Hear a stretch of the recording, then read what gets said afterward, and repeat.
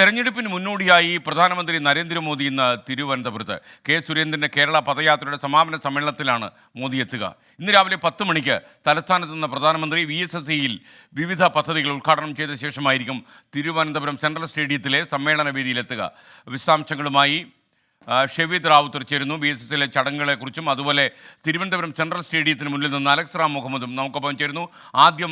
ആദ്യം അലക്സ് റാം മുഹമ്മദിലേക്ക് പോകുന്നു. സെൻട്രൽ സ്റ്റേഡിയത്തിലാണ് പ്രധാനമന്ത്രി ഇന്ന് ജനങ്ങളെ അഭിസംബോധന ചെയ്യുന്നത്. Alex Ram, good morning. And Shebeed Ravuthar, good morning. Alex Ram, എന്തൊക്കെയാണ് അദ്ദേഹത്തിൻ്റെ പരിപാടികൾ ഇന്ന് തലസ്ഥാനത്ത്?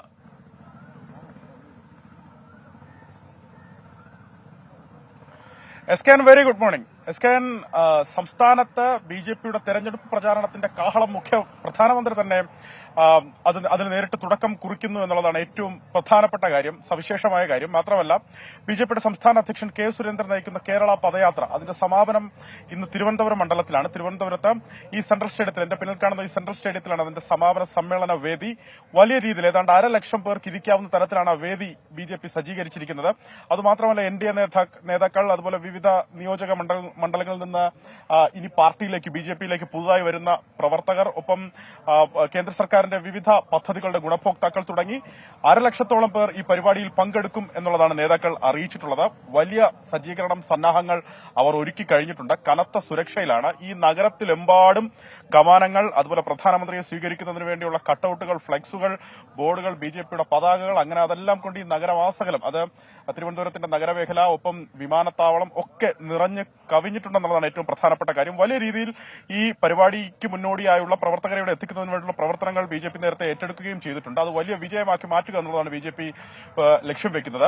ഇതിൽ ഏറ്റവും പ്രധാനപ്പെട്ട കാര്യം, ഈ വർഷം ഇത് 3ാം തവണയാണ് പ്രധാനമന്ത്രി കേരളത്തിലേക്ക് എത്തുന്നത് എന്നുള്ളതാണ്. അത് എത്രമാത്രം പ്രാധാന്യം ഈ തെരഞ്ഞെടുപ്പിൽ കേരളത്തിൽ BJPയുടെ ദേശീയ നേതൃത്വം കൊടുക്കുന്നു എന്നുള്ളതിന്റെ സൂചന കൂടിയാണ്. അദ്ദേഹം ജനുവരിയിൽ ആദ്യം എത്തിയത് തൃശൂരിലാണ്. തൃശൂരിൽ അദ്ദേഹം വനിതാ സമ്മേളനം ഉദ്ഘാടനം ചെയ്ത് പങ്കെടുക്കുന്നത് നമ്മൾ കണ്ടതാണ്. ഗുരുവായൂരിൽ അദ്ദേഹം അതിനുശേഷം എത്തി. സുരേഷ് ഗോപിയുടെ മകളുടെ വിവാഹത്തിനും ഒപ്പം മറൈൻ ഡ്രൈവിൽ BJPയുടെ ശക്തി കേന്ദ്ര പ്രവർത്തകരുടെ യോഗത്തിലും അദ്ദേഹം പങ്കെടുക്കുന്നത് കണ്ടു. തൊട്ടു പിന്നാലെ തിരുവനന്തപുരത്തേക്ക് അദ്ദേഹം എത്തുകയാണ്. അതായത് പ്രധാനപ്പെട്ട A+ കാറ്റഗറി മണ്ഡലങ്ങളിൽ പ്രധാനമന്ത്രി നേരിട്ടെത്തി പ്രചാരണം നടത്തുന്നു. പ്രധാനമന്ത്രി നേരിട്ടെത്തി തെരഞ്ഞെടുപ്പുമായി ബന്ധപ്പെട്ട് BJP മുന്നോട്ട് വയ്ക്കുന്ന മുദ്രാവാക്യങ്ങൾ ഉയർത്തിക്കാട്ടുന്നു എന്നുള്ളതാണ് ഏറ്റവും പ്രധാനപ്പെട്ട കാര്യം. ഇവിടുത്തെ സ്ഥാനാർത്ഥി പട്ടികയും സ്ഥാനാർത്ഥി കാര്യങ്ങളൊക്കെ ഏറെക്കുറെ പൂർത്തിയാകുന്നുണ്ട്. 29-ന് BJPയുടെ പാർലമെന്ററി ബോർഡ് യോഗം ചേരുന്നുണ്ട്. അന്നോ അതിനുശേഷമോ സ്ഥാനാർത്ഥികളുടെ ഔദ്യോഗിക പ്രഖ്യാപനവും ഉണ്ടാകും. എന്താണെങ്കിലും രാവിലെ 10:30 മണിയോടുകൂടി പ്രധാനമന്ത്രി തിരുവനന്തപുരം വിമാനത്താവളത്തിലെ ഈ വ്യോമസേനയുടെ ടെക്നിക്കൽ ഏരിയയിലെത്തും.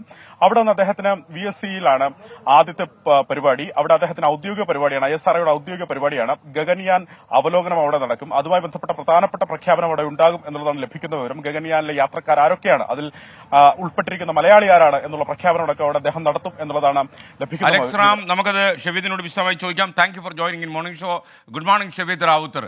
ഇന്ന് വിക്രം സാരാഭായ് സ്പേസ് സെന്ററിൽ പ്രധാനമന്ത്രി സന്ദർശനം ഉണ്ടാകും. മാത്രമല്ല, ആരാണ് ചാന്ദ്രയാത്ര നടത്താൻ പോകുന്ന മലയാളി എന്ന് നമുക്ക് ഇന്ന് പ്രധാനമന്ത്രിയുടെ നാവിൽ നിന്ന് അറിയാൻ കഴിയും എന്നാണ് ഞാൻ മനസ്സിലാക്കുന്നത്.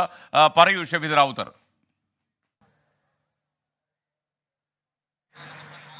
Very good morning. സൂചിപ്പിച്ചതുപോലെ തന്നെ രാവിലെ 10 മണിയോടുകൂടി തിരുവനന്തപുരം വിമാനത്താവളത്തിലെത്തുന്ന പ്രധാനമന്ത്രി ആദ്യം പോകുന്നത് VSSയിലായിരിക്കും. അവിടെ ഔദ്യോഗികമായ ചില പരിപാടികളുണ്ട്.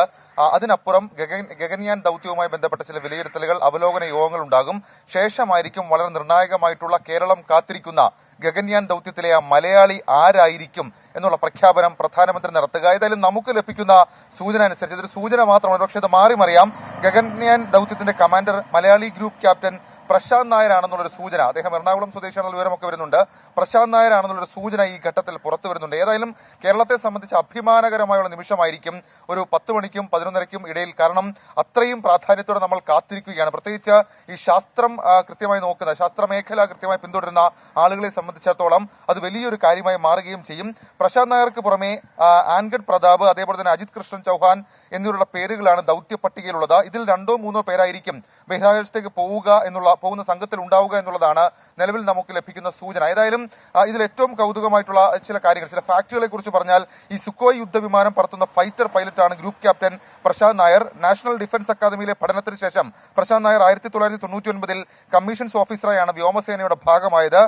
ഈ പ്രധാനമന്ത്രി ഏതായാലും ഗഗൻ ദൗത്യത്തിൽ പങ്കെടുക്കുന്ന അവരുടെ പേരുകൾ VSSയിൽ നടക്കുന്ന ചടങ്ങിൽ വെച്ച് ഔദ്യോഗികമായി പ്രഖ്യാപിക്കുമ്പോൾ അത് കേരളത്തെ സംബന്ധിച്ച് ഏറെ അഭിമാനകരമായ ഒരു നിമിഷമായി മാറുകയും ചെയ്യും. കാരണം കേരളത്തെ സംബന്ധിച്ച് അങ്ങനെ ഒരു തീരുമാനത്തിലേക്ക്, അങ്ങനെ ഒരു പേരിലേക്കൊക്കെ എത്തുമ്പോൾ അത് വലിയ തരത്തിലുള്ള ആവേശം പകരുന്ന, കേരളത്തിലെ യുവജനങ്ങൾക്ക്, വിദ്യാർത്ഥികൾക്കടക്കം വലിയ തരത്തിൽ അതൊരു ഒരു ആത്മവിശ്വാസം പകരുന്ന ഒരു കാര്യമായി മാറും.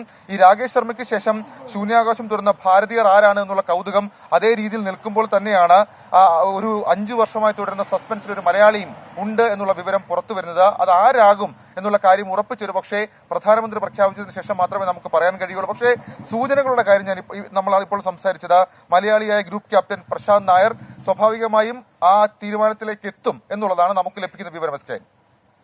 Okay, thank you Shabeed Rawther. ആ മലയാളി ആരാണെങ്കിലും അദ്ദേഹത്തിന് അഡ്വാൻസ് ആയിട്ടൊരു സല്യൂട്ട്.